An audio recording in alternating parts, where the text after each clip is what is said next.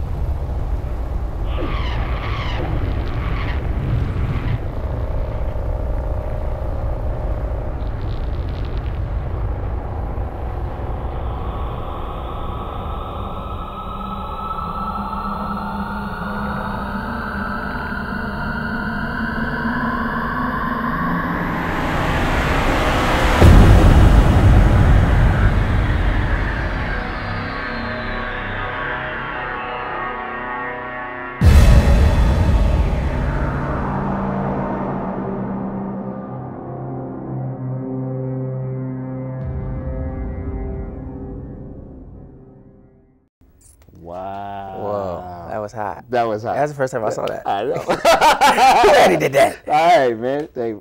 Was that you? What's my name? Oh, my What's goodness. my name? Who directed that? What's my name? Was that you? That was me. Marty Marr. That was my me. goodness. All right, Oh, let's my get back. I'm sorry. We're sorry about that. But anyway, I took my time to do that, the editing to that, because I wanted to show it to you earlier, but I said, you know what? I'll wait to the day of the show to show it to you because I just watch, every time I do something great, I watch it a lot of times, and I'm like, wow, that's like the hottest thing I've ever seen. You know Well, you know what? Speaking of greatness, actually, who inspires you to be a filmmaker, and who actually taught you how to do what you do? I'm gonna honestly tell you like this: when I got into the filmmaking business, I saw Batman, the one with Michael Keaton in it, and I just thought that we needed a superhero. When I say we, I mean we needed a superhero, and I wanted to do something really, really good with, you know, a superhero that we can look up to, opposed to Batman. And I just kept working and working at it, and I looked at a director, Michael Bay, and I love the way he directs his films. I love the way his films are shot, and I just start studying stuff like that. And knowing good and well, I never went to film school, never took up a writing class. And I met a couple of people like Dick Smith and Steve Stryber, and they really guide me along the way to becoming who I am today, and a lot of prayer, because I have a lot of faith in God, and I knew that if I, you know, put myself into it and pray and work with these people who know what they're doing, I can become who I am today.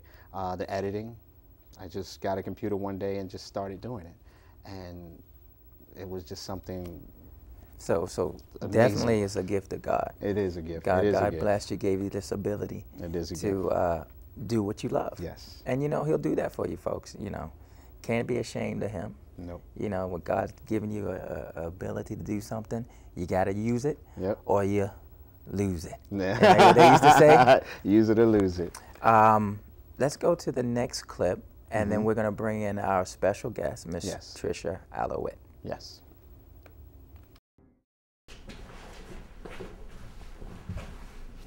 I'm reassigning you to the Yakuza arms there while she was recovering. I want you to sit on them until you get some movement, then report back to me. Something's going down real soon, and you better bring your A game, because these Asian boys don't play. Got it, Captain. We won't let you down. Yeah, Captain. We're on it.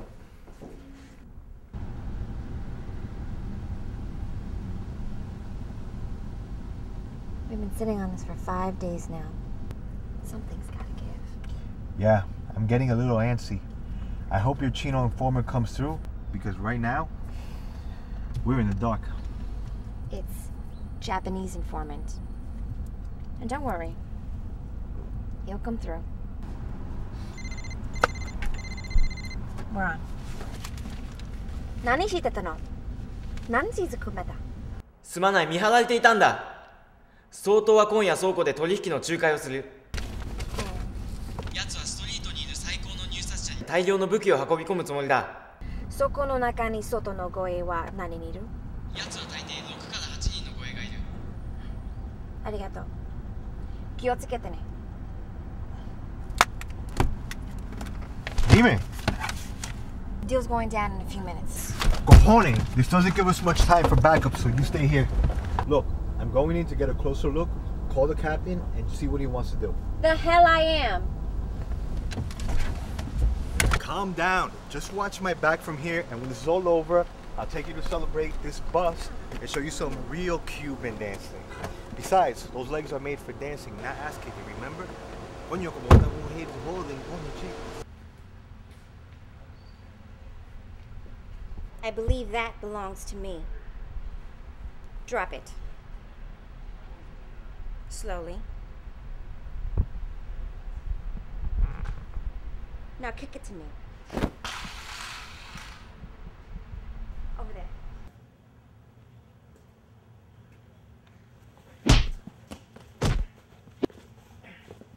Rodriguez, no!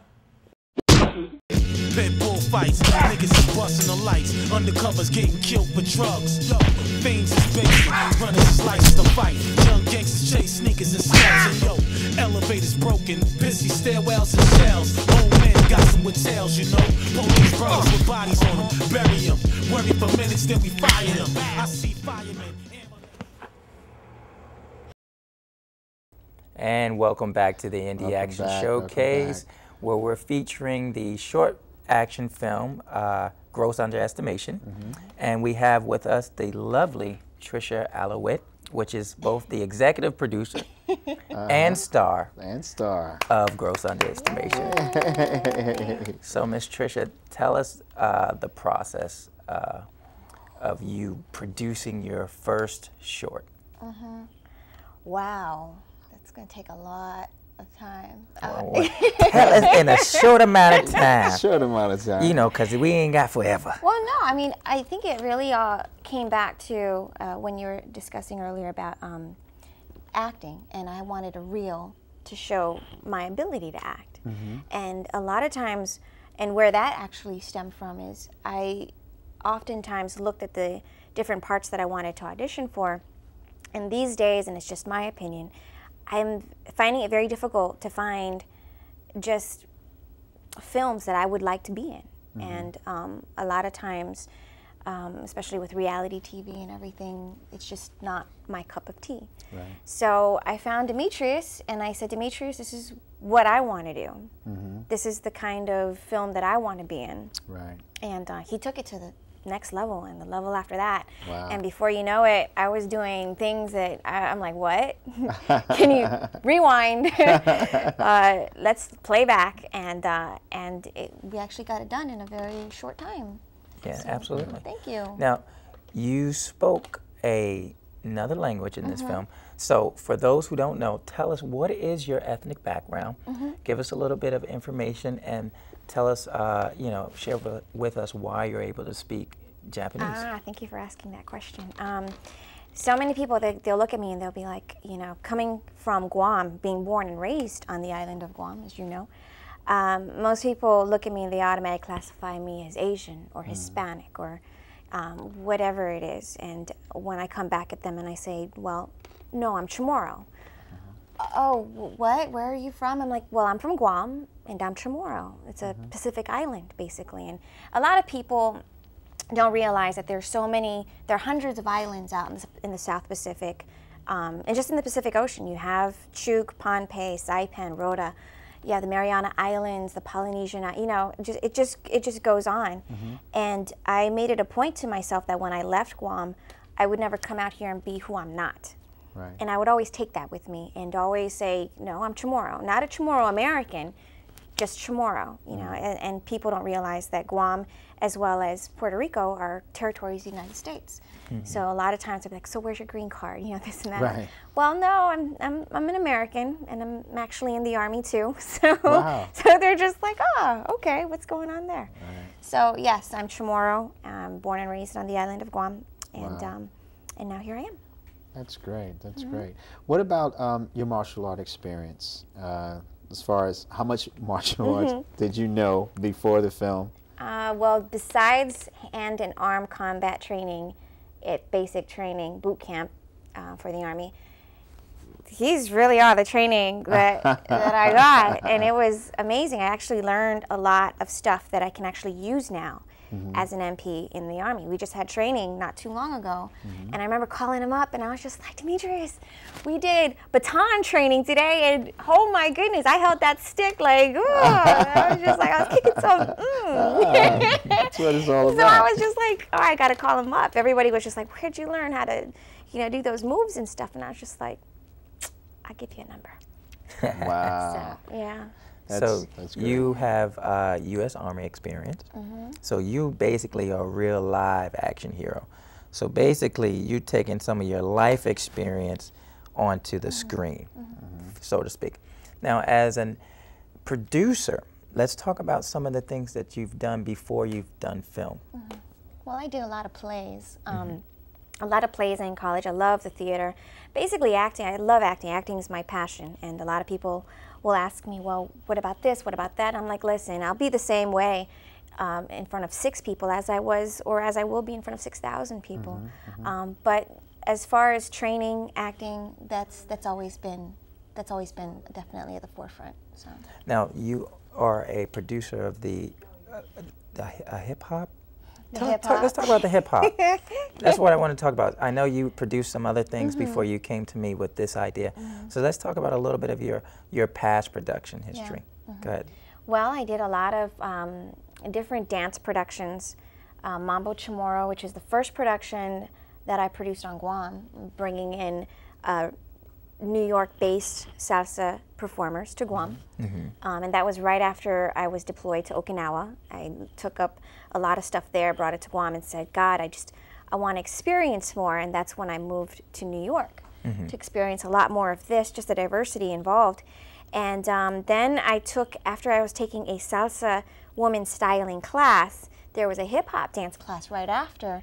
And I was just like, whoa, wait a minute. Wow. Let me take a class. And I took it, was hooked, and I asked my instructor after class, I was like, listen, is there like a hip hop dance convention here in New York that I can go to and experience more of this and the culture and the Bronx and all that kind of good stuff? And she's like, no, there's nothing. I said, you gotta be kidding me. She's like, no, there's really nothing. So I was just like, well, we've got to change that. Let's put something together. Let's bring it to the Apollo. Let's bring it to Sony. Let's do something big with it. And little by little, I started to get support from a lot of the pioneers in hip hop, from African Bambaataa and Kool Herc, and it was a very, very good experience to be, just be involved in all of that. And I knew then that producing was something that just came to me. But my passion was really being on stage, being in front of the camera, and taking orders as far as the director is concerned and all that kind of good stuff. So that's where my fun is. Yeah. Well, let's get back to the film, Gross Underestimation. What was it like doing the fight scenes with the guys? I loved it. Did you? Oh my God, just being able to kick some, wow, it was fun. I was just like, oh yeah, you're gonna get some of this. Oh, yeah, It was very interesting, number one, to see how all of that was choreographed. I never knew how a lot of that stuff was done. I just thought you always had to, grow and first off, be an extremely great martial artist to begin with, to do any kind of stuff like that. But working with Demetrius, and in that such short time, he was able to one, make me look like I've been training for years. Forever. Yes, and two, his ability to really direct me, it really came out in the film, and we were successful in working together and doing that. That's great. Well, we kind of thought you may have used a baton or a bow or a sword in this one. I mean, will there be another Gross Underestimation? Well, as you know, we spoke earlier, I am going to be deployed to Iraq for 400 days. Can't tell you where, or else I'd have to kill you. But after that, once I come back, I definitely will be pursuing more film and acting and all that kind of good stuff. So you'll be seeing more. That's good. Now, in the clip, we saw you speak Japanese. Let's talk about why you speak some Japanese. Do you have any Japanese in your family? I got Indian in my family. You got Japanese in your family. I got Japanese in my family. Okay, let's talk about that. Well, I am a quarter Japanese. My father is half Japanese, but more importantly, Guam, even if you're not Japanese and you're just Chamorro, Guam's like a melting pot for a lot of Asian, Asianness, if you want to call it that. You have Japanese, Chinese, Korean, people from Malaysia. I mean, everybody's pretty much, Guam is like the New York City, I call it. So you speak fluent Japanese? Not really. I speak enough to pull somebody over and give him a speeding ticket. Okay. but I've taken up a lot of, speaking Japanese here and there for the tourists on the island and all that kind of good stuff. Wow. My grandfather used to say that we Jap-Talian. Somewhere between Japan and Italy. Oh, no, he didn't. A place called Japali. Oh, jeez. Just joking, fans. No, but he used to tell us that, and we used to just crack up all the time. But it's funny when you said that. Anyway, back to the film Gross Estimation. The bloopers was the funniest thing to see. I mean, to see you mess up speaking Japanese, it was funny. Man. And to see you do the fight scenes with some of the guys. And I remember a scene that I was directing, and he kicked you almost under the shelf. So people, if you get the film and you download it, you will see the bloopers at the end. Absolutely. Oh, my mom loved that. Did she? She loved it. She said, play that part again. I'm on the end. There's other good parts. What was your favorite part in the film? Oh, wow. I'd have to say the fight scene, the second fight scene. Or, no, I'm sorry, maybe one of the first fight scenes that I did. I don't remember his name. I'm sorry. Xavier? Yes, yes, amazing. Yeah. And that he's the one that kicked me underneath the shelf. Yeah. I loved that fight scene. All the other fight scenes were great, but I think for some reason I spent a lot more time rehearsing with Xavier, so I felt more comfortable with him, and we developed that chemistry that, oh, I'm gonna hate you, and that kind of that came out. We noticed that. That came out on the set. film. Yeah, it's really great. They grossly underestimated you, didn't they? See, now y'all know why it's gross underestimation. They grossly underestimated you, didn't you? Yeah. So let's talk about some of that. That was your most enjoyable part, that fight scene with Xavier. You're actually rescuing your partner in the film. Yeah, Rodriguez. Detective Rodriguez. Who thought he had it in the bag. Remember, Oh, he told yeah. you to stay in the car Yeah. because them legs, they hot now. Oh my goodness, they hot. But he said they made for dancing, Yeah. not yeah. for tail kicking, as we would say. So I guess you had to prove them otherwise. Yeah, well, Detective Tanaka, who I played, Detective Tanaka, the character was, like you mentioned, it was a very good tie-in with how, and I think that the character can relate to a lot of people, especially a lot of females, not just in the armed forces, but in corporate America, on how we're really grossly underestimated. Either you work in TV, or you work in NYPD, or you work in, an executive position. It does have a good strong point about being grossly underestimated, and how my partner felt, because I am maybe a female and he's a male and all that kind of good stuff, that he underestimated my ability to, take charge and take control of the situation. Little did he know. Yeah. You take charge and take control of many situations. I meant it many a time. Yeah. What? What do you mean do it like that? Oh, yeah. Yeah. What do you mean? Oh, let me just That's tell all you you had to that. say. That's all you had to say. I remember a part of the film where I'm trying to show him how to hold a weapon. Oh, that was awesome. I loved it. It's like, I've never held a gun before. I'm like, are you serious? and it just made me think, everybody doesn't, hold a weapon in their hand. So it's like, no, hold it like this. And he's like that? No, man, like this. Just run with it like And we talking about her partner now. Her partner, yeah. Yeah. So I mean, that was just like the funniest thing to watch him try to hold a gun in his hand and try to play a cop when he's. What does he really do? Adriano, he works in advertising. He does, So picture Adriano, that. we love you. Yeah, we do. Excellent job. He did an excellent Yeah. job, and I just thought that was just like the funniest thing. So when he got caught, I was like, yeah, the gun is out of his hand now, so let's go with you. Yeah. But to show you how to, use your weapon and how to maneuver inside of a building, that it came second nature, I guess, because of My military police experience, yes. And you said you were in the Army, yes. not like the Marines. No.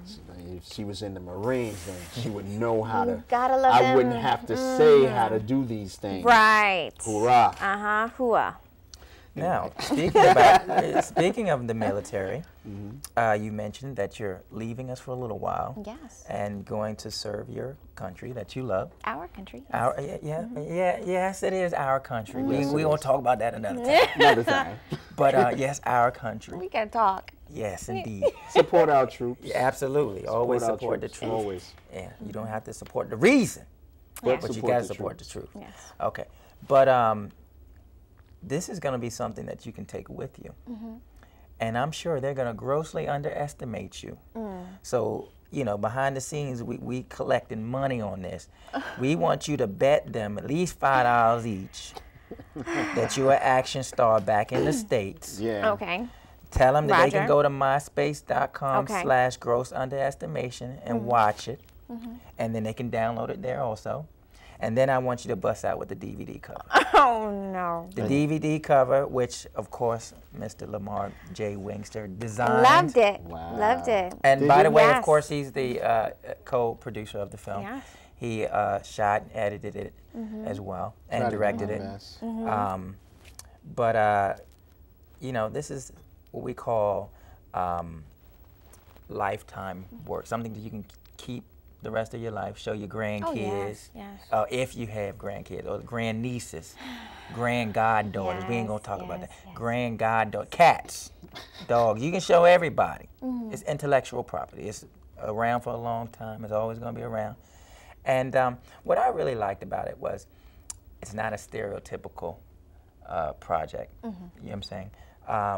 How many Chamorros do you see in an action film in a lead role? See, and the good thing about the internet is that we no longer need the approval of the hierarchy to do things. We can do projects, use our creativity, and show the world. That's what WWW means, World Wide Web. Everybody can see it, and you know, there's an appreciation for diversity. And that's what Lamar and I always try to do, is keep diversity going, because that's where we are from. And we remember when they didn't give us a chance to do things because we didn't fit a certain stereotype. Wasn't tall enough, or handsome enough, or didn't have a great body, or whatever the case may be. Me, I was always too short. But they didn't know I can kick a whole lot. I'm not supposed to say it on TV, but we know what you mean. we were tough. Understood. Y'all missed that show. Y'all can go online. When we interviewing one another, First watch the episode. Bear Boy. He gonna do more than growl at you. Yes. But Trish, we want to thank you for your time with us. you. And we wish you and pray much safety over you and your troops. And we sad that you're leaving, because, girl, you know I didn't want you to go. I was like, please don't go. Please don't go. I didn't want you to leave, because, you know, we planned on going over there to Guam and do Gross Underestimation, the series. That's right. But, you know, America, she put it on hold for you. That's right. Remember that. That's right. So we all wish Trisha well. Yes, we do.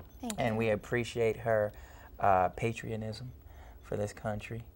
If that's a word, you know, brothers be making up words. Oh my goodness. Yeah, I make up a word in trouble. I make up a word in a second. He makes them up and I just spell them wrong. But, you know, we're really glad for, you know, your decisions that you've made, and we support it. Thank you. And we want you to continue to support us here at the Indie Action Showcase. Thank you, Trish. Thanks. Strong J. Strong J. Strike a pose, girl. Strike a pose. That Go ahead, girl. Show us your. There it is, baby.